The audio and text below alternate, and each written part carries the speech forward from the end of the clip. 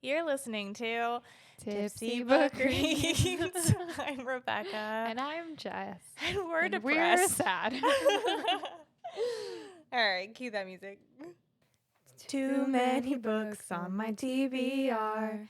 Too many books on my TBR. Yeah. This podcast is like a book club for the antisocial. We make a drink inspired by the book we read and talk crap about life and fictional characters. We really hope you listen and drink along. Side effects of listening to this podcast may include reading vivaciously, extreme bouts of laughter, tipsiness from craft cocktails, talking shit about life and fictional characters. Listen at your own risk. Hi, friend. Hey. How you doing? Not I've well. been better. Well, you just finished the book, I literally. I did, if you can't tell by my red and puffy eyes. Listen, DEG, I love you, but you're on my shit list. Dag, you got me down bad. Dag. Dag, you're so rude. So rude. Ugh. I want to make a video after this. It's the TikTok, and it's the rude. Really fucking rude. No, literally. Okay. We That's should have did how that I when you feel. were crying. I did did to say I won't be crying again. So true. And also, I also cried, but I've had a little bit of time to sit with this, so I'm not as fresh as poor Jessica over here. You know, I really held it down for so long, and I was like, I mean, I don't get it. I'm like almost all the way through. And then it's chapter 51. Oh my gosh. Frickin' semi-truck just ran you over. Yeah, that was real bad. So, trigger warnings. Parental death, grief, Yeah. of terminal illness, Yeah. and everything that has to do with that. So, Whoever we're let triggered. two surviving children of terminal illness, parent death, read this book, bad idea. That was rough. Yikes. I literally feel like the blanket of grief is like back on me again. And not to get right into this because we need to talk about drink, but like her description of grief being female and that whole part was gosh. Absolutely beautiful. But yes, we will 100% circle back to all I of need that. this horribly strong drink in my body right now. What is it? Okay, so this is a honey basil old fashioned. So I made a honey and basil simple syrup. Wow. And I did half an ounce of that and 2 dashes of Angostura bitters and 2 ounces of, we used rye. But this was inspired by a couple different things. Obviously, all of the basil that gets dead in this book. Yeah, that's rough. And then there were several mentions of where Will was talking about Arden in different ways, and there was a lot of like mentions of honey and the sweetness and stuff, and then also Arden's badass moment with Will's father of just like downing the whiskey and putting it back on his desk, and I was like, oh my god, what a freaking power move! Mike dropped She's Arden. incredible. I love her. It was so, even though she like didn't like the taste of it, she did it anyways. So this was just inspired by Arden altogether. To Arden, a strong drink. Pour one out for Arden.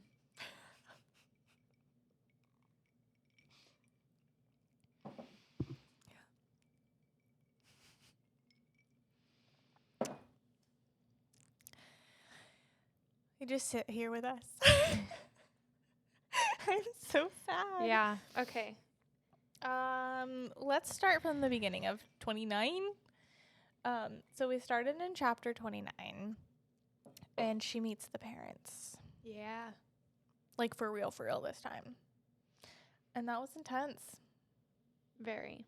Speaking of your drink, that was very intense. But she can hold her own. Oh, 100%. And Will never doubts that for a moment. But they're on the same team. This is gonna be so hard. Yeah, they're on the same team, and it's adorable. let me see. The next chapter is 30, and that's when Will and his dad have that whole argument. Yeah. And as he's walking out, he also has a mic drop moment of Dad says, "You're throwing away your future, your family." And he turns around and says, "She is my future, and one day she'll be my family." Yes. Yes, he already knows. And then, of course, Arden kind of has a freak out moment after that, but which is kind of fair. That is fair. That is so fair. Oh my gosh. And also that moment where she's quote unquote freaking out, you can totally see everything from the college days coming back up, even to the use of best fucking friend. Yeah. Gets brought up over and over Yeah, again. I have that highlighted as well. And Will's like, "Who said that to you?" Right. And I'm like, "That's right, Will. Clock it." Mm-hmm. He does too. I know last episode we said like Arden is so incredibly emotionally intelligent. So is Will. Yeah, and he really does know her and can read her instantly. Very quickly into this situationship. Can he be like, okay, there's something external going on here. Yeah. There's a reason that she's not letting me pass these walls, and we're going to figure it out. Yeah, absolutely. There's one sentence that talks about them. Basically, it says, touch between us has become as natural as breathing, which is probably something we should talk about someday. Not now, though. The way that I heard DEG saying this, that is such a hard thing. Like, I was like, that's her voice. I don't know. It was just so funny. Her voice was coming out for sure. Literally. Like, we're going to talk about this. Not right now. Not right now. Yeah. So funny. Yeah. Incredible. I have a quote here, and I don't remember what in context, so maybe you can help me with this. But it's obviously Will is saying this, and it says, "Misery will always love company." Was that in reference to his parents, I'm guessing? His family? I feel like that was an Alfie quote, like about Maybe. Alfie or his... Yeah, because I feel like it was surrounding something with them bringing him in, so they were like trying to bring him in on the misery. Yeah. But I loved that quote, and I wrote it down, so it was important. But yeah, just that entire way and that entire family and how that is handled. Loved it. I could picture the driveway. I could picture the gate. Could picture the room. Salt and money in the air. Yes, I could. Everything about that. I was like, well, hey now, Arden, actually, you're getting kind of like a sick vacay. Yeah. Fair enough. But yeah. This is gonna be hard. Yeah. The breadcrumbs left the breadcrumbs. Okay, well, this is great. This is already off to a great start. The breadcrumbs left by the universe, so we'd eventually find the way to each other. All of the verbiage about their lives being knitted together is just literally so beautiful. How invisible string. So beautiful. Okay.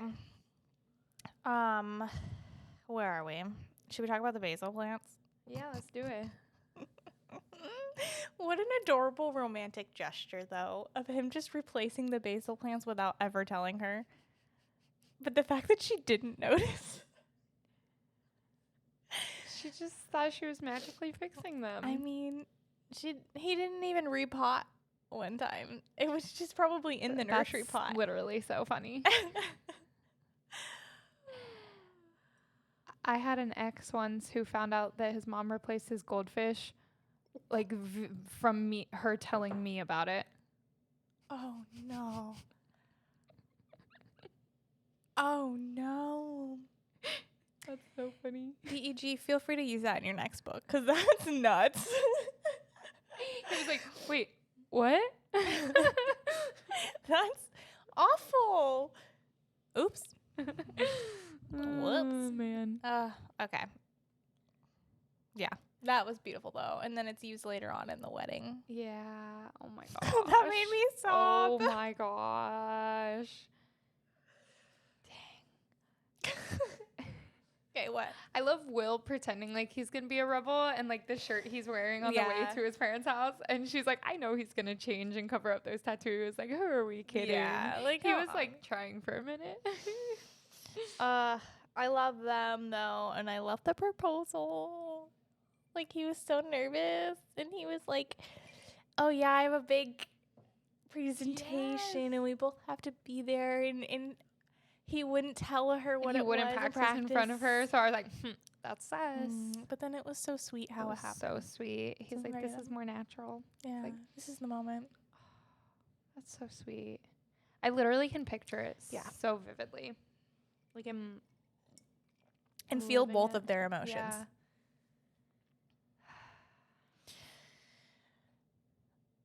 Why is this so hard to talk about? We can just cut these little gaps. I also have the Misery Loves Company. Misery What Always Loves is it Company. then? Can I go to it? Page 210. Okay, let's see. Yeah, it's about. Okay, so it's the conversation with the dad and the brother. The advantage being the youngest. Whatever doesn't change the intention. Misery will always love company. Yeah, so you're right. The brother. This is in regards to bro. Interesting. Crap. How do I get back to my notes? Oh, just the top. Just lightly touch the top and then the notebook. Interesting, though. I like that quote. So all of this happens, and then right after the proposal, Jessica, we get the Read chapter. Yeah. The chapter where it finally crosses over. And we see Amanda and Arden sitting at the cafe.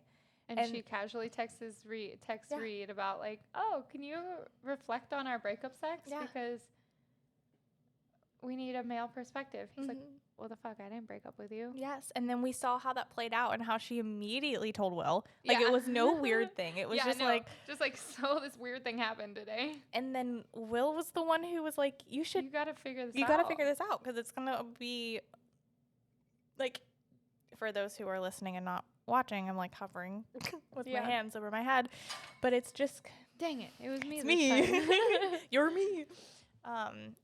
It's gonna just be there for the rest of your life, and you might as well just figure it out. And that was right. Oh, I loved that. Like, just the crossover, and it also felt like watching a TV show and like characters crossover. Yeah.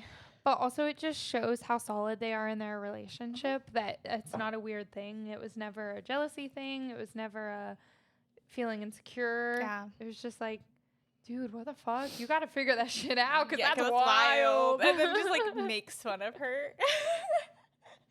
Because it is kind of funny. Oh my God. What did he say about it? He said, he was like, imagine you as a college student showing up for breakup sex when you guys never actually broke up. Yeah. And he called it like the most catastrophic miscommunication of the century or something wild like that. And he's just like laughing at her. Yeah. But then he also later goes on to say that he wouldn't change any of it because all of that had to happen for them to end up where they ended up, you know. But just that it's wild.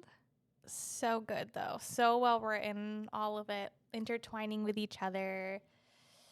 So beautifully done. And then just moves on. Yeah. Because that's life. Yeah. And then they die. Yeah. And then she dies. Which, first of all, let's go back to the When We Were episodes. When Jessica and I said, she's going to die. We called it. Okay? Yeah, we did. I don't care what you say. We called it. Was it a book later? Yes. But she still died. She still died. And I'm just saying that. Yeah. Yeah. That's so accurate. Dang. I love their story. And I don't know. The museum birthday when she goes in. Oh my gosh. That was the sweetest thing in the whole world. Are you kidding me? How did you even come up with that, Oh my gosh. That was literally brilliant. Yeah. Please give us the backstory of that because, oh my gosh. Imagine someone doing that. First of all, imagine someone having the money to throw you that kind of party. Second of all, imagine. That's so sweet. And then even the notes under them, like on loan from like Ethan's personal collection or Will's personal collection or the ones from Banks. Oh my gosh. It's so sweet. It's so sweet. And I also love the whole, side plot of Ethan and them still continuing their best friendship. And they live right across from each other. And then their so kids. Cute. Banks and Ollie. Ollie, I love that name. So stinking cute. So sweet. Which brings us actually to the leap that happens in the book where it's Banks's wedding day. Yeah. When you read that, did you understand what was going on?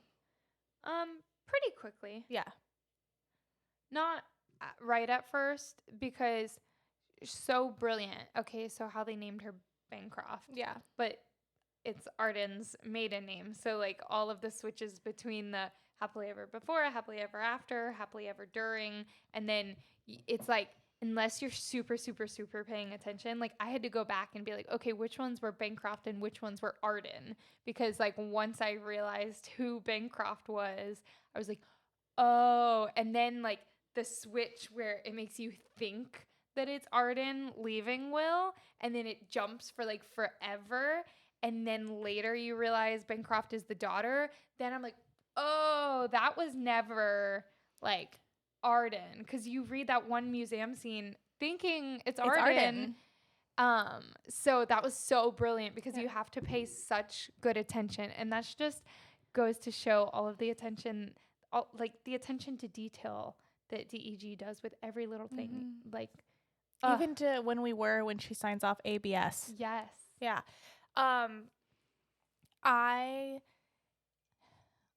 That's why last episode I asked you if you had noticed anything different on the the titles. Yeah. And you clocked the happily ever after and the happily ever after before, but you didn't mention the names. So I was wondering when you were going to pick up on that. Yeah. Because I don't think you would have at that point, but I didn't know if you had noticed. Right. I didn't realize it had switched from Arden to Bancroft until I realized there was somebody else in the picture.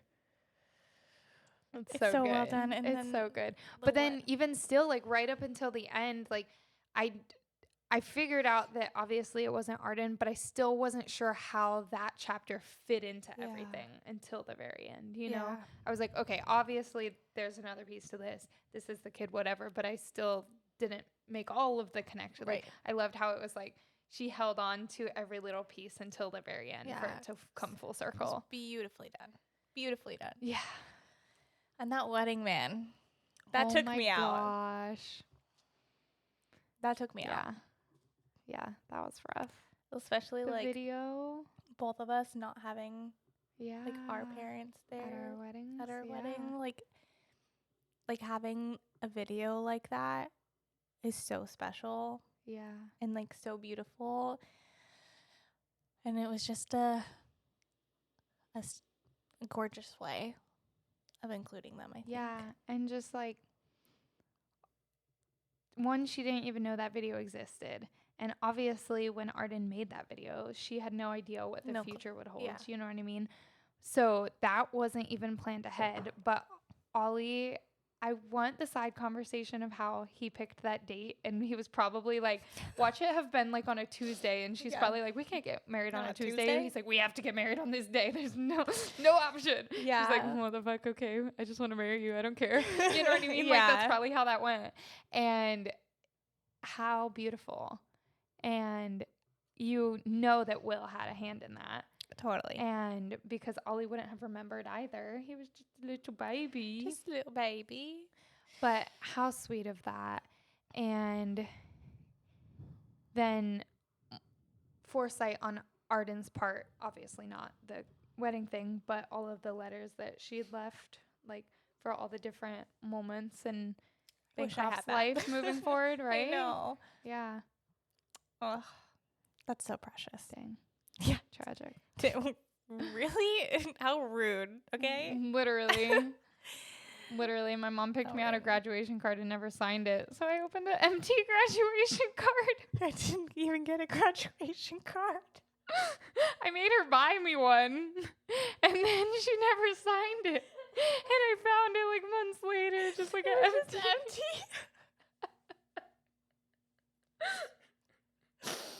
Oh, well, dang, I thought we were going to make it. Oh, no.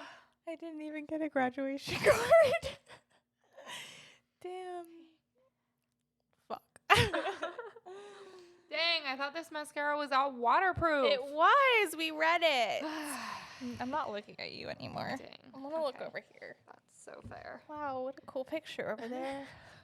That's so lovely. You took it. Yeah. Well, fuck that.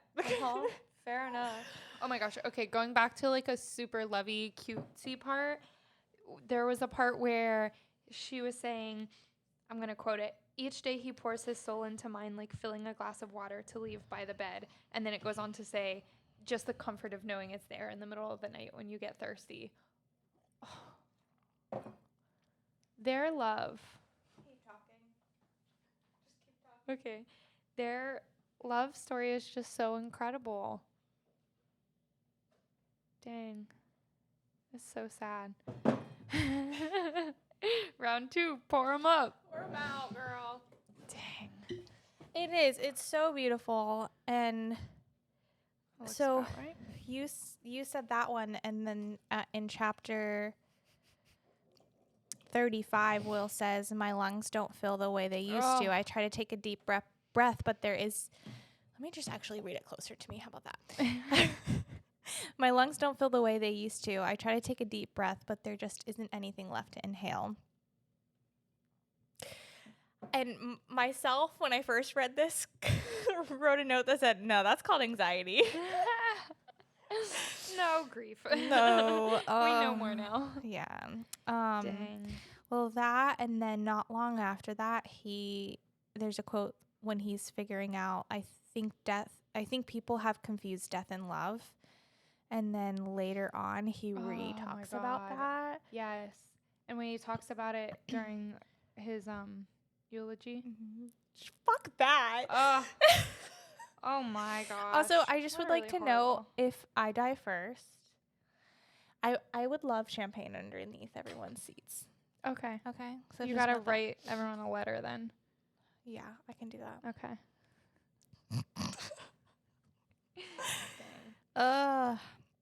And then the 6 morning kisses, like how that gets typed. Oh my gosh. And then the 6 morning kisses when she literally died. And then they went to sleep. But she didn't wake back up. Oh. I hate it here.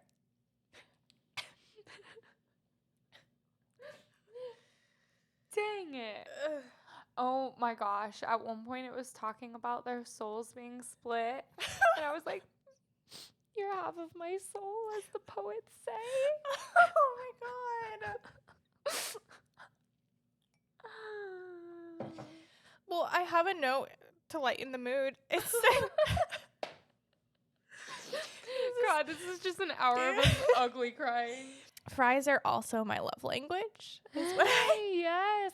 We did have fries tonight. We did have fries. We did have fries tonight. Yeah. Oh my gosh, when she interrupted the tour to be like, you're right, I do love you. Yes. She's like, excuse me, are you interrupting my tour just to tell me that? She's like, well, you interrupted my carefully planned life to love me, so yeah, what you gonna do about it? Oh my gosh, and in the museum scene for her birthday, the little ones were wearing Museum Geek shirts. Oh my gosh, yes, that? I did. And oh my God. Yeah, I so cute. highlighted what she said at the wedding in the video. There are tall ships, there are small ships. Oh my There are gosh, a lot of ships at sea, but the best ships are friendships. So here's to Banks and Ollie. I wish you a lifetime of happiness on your wedding day today, the 18th of September. I love you both.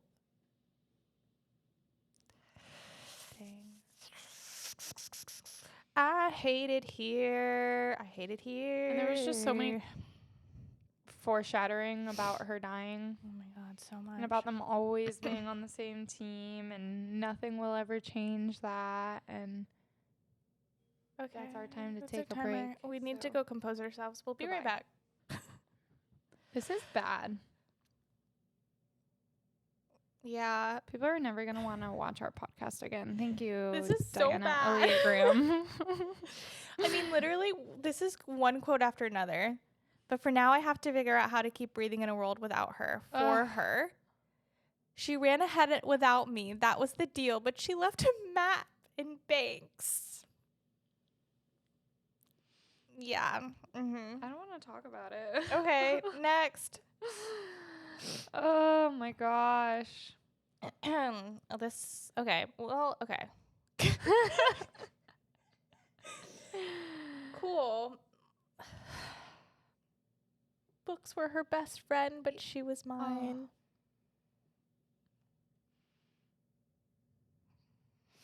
I can't even read that one or I will lose it. Okay. What else do we talk about?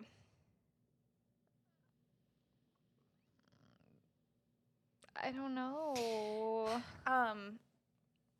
There is a quote. It's Will talking about grief. And it's talking about it's such a well-written part, right? Because there's always that joke that's like, oh, we're part of the dead parent club. Yeah. And this quote in here says, it's the worst club you can ever be a part of, no matter how good the company is. Yes, I also have that. It's the most human and universal experience. Mm-hmm. Because in reality, like, in everyone's life, you will experience grief. Like, no matter what. It just depends on the timing. And that's rough. Yeah. And just Will also talking about how profound grief is and how no way in the world somebody else is feeling this much, but they are, because it is universal. And at some point in life, everyone's going to experience that. But like how? It's so vast. And yet there's room enough for everyone on the grief train. I don't want to be on this train. Let me off. I don't want to be on this train.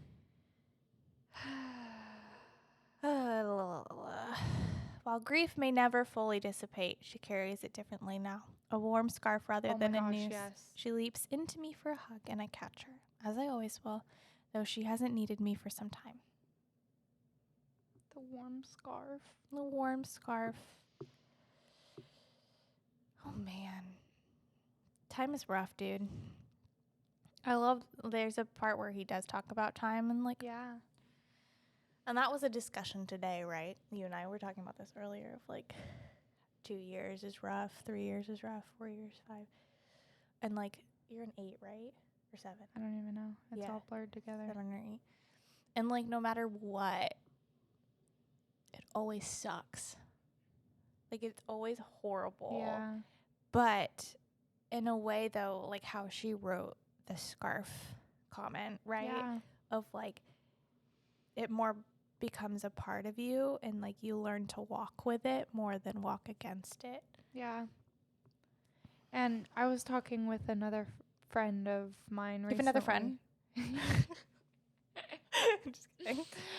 About grief and how there are some days that it's like a distant thing, and then other days it just completely envelops you, and it's not always on the landmark days. You know, like birthdays are always hard and anniversaries and stuff like that.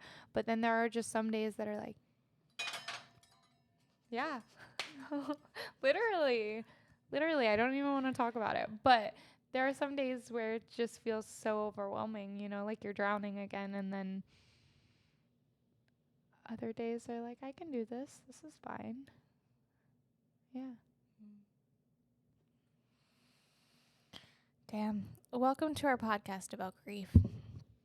Yeah. It's rough. Let's see what else. Okay, the first thing they did at their new house was paint the door. The front door. Yeah. So Their house cheery. sounds beautiful. Oh my gosh, what a The dream. brick, the door, the garden, the Oh my fence. gosh, the garden. And then how they introduce like stories in Banks' life. And then finding Narnia. And We've her all being been convinced the Ivy. dresser was magic. It was just sleeping. They were like, It's okay. just sleeping. Oh. And then the ivy and how it would tell her stories because of the secret garden and all of that stuff is just beautiful. Yeah. Yeah. Okay, well, that fucking sucked. Oh my gosh. In the hospital when he was talking about all the bargains that he was trying to make to save her, and in the end he realized his soul wasn't worth hers. It wasn't a fair trade. And that's why all the gods and the devil himself wouldn't take the bargain. Yeah. Yeah. And then Will and Bancroft sitting in that and just in their shared grief.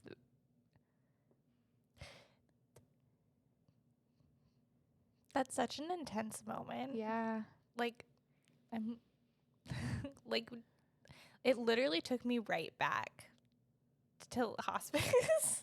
Like, not even to just get like super emotional and stuff, but like reading that, it's so well done because that's exactly how it felt, like the silence of just even just like not hearing them breathe anymore. Like, it's just so intense because you go through this bargaining thing, and then it's like how she wrote that is so beautifully done. Like, I don't know, that's just rough because it's just like an aching silence. Yeah.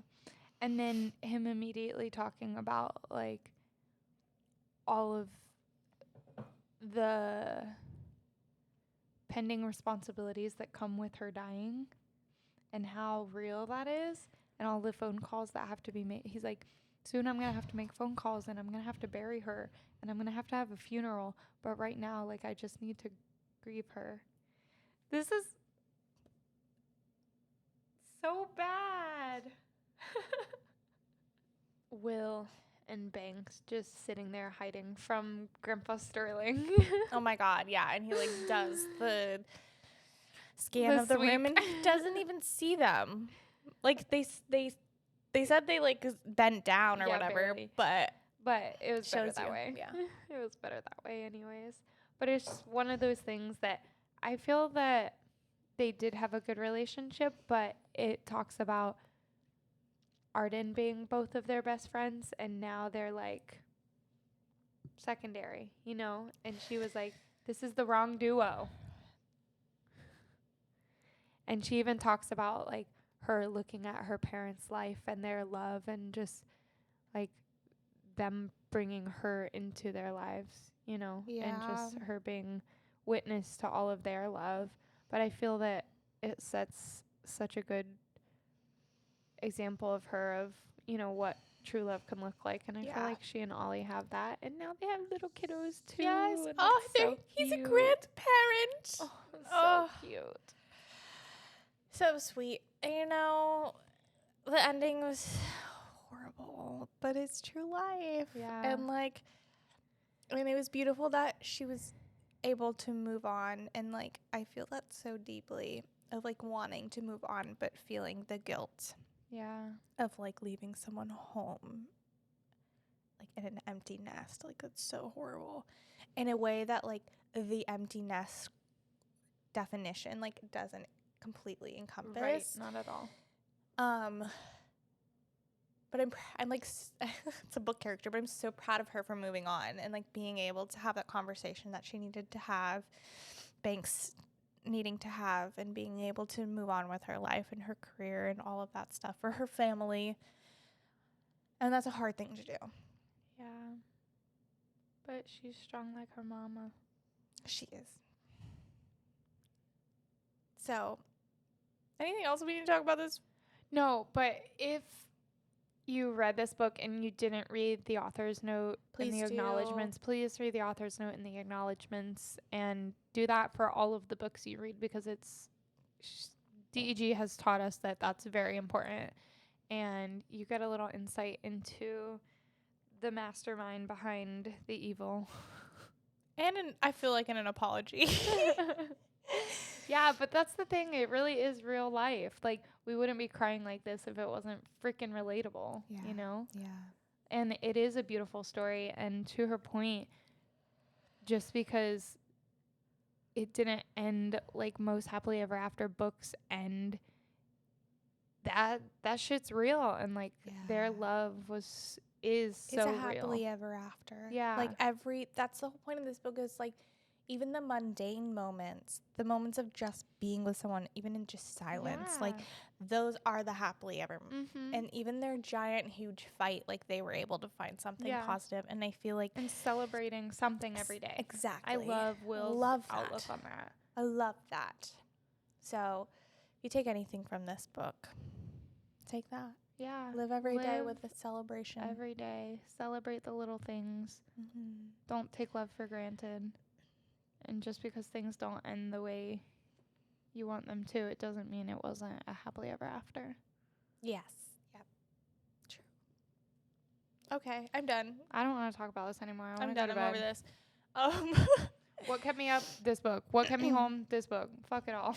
Yeah. So I had to reread this. Yeah, I'm so sorry. Yikes. It's okay.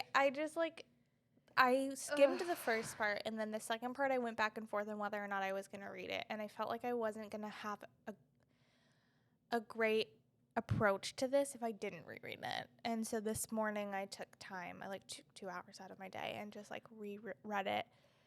And I cried again, and like I'm catching all my tears with my t-shirt. But this morning I literally was like there was no catching any tears. Like it was just sobbing. Just letting them fall on your face. But yeah. So what kept me home was rereading this book. And what kept me awake is I've been re-watching Friends. Fun. Yeah, I just needed a comfort, like something funny that I know it's gonna make me laugh. So that's what I've been doing. And yeah, do you want to talk about our next read? Another traumatic read? Yeah.